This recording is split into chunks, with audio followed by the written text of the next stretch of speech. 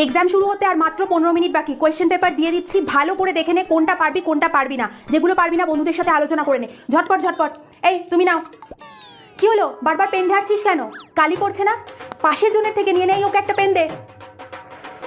এই এই যে তুই হাত ঢেকে ঢেকে ওরকম ভাবে লিখছিস কেন? পাশের মেয়েটা তো দেখতে পাচ্ছে না নাকি? এরকম ভাবে সময় নষ্ট হচ্ছে না?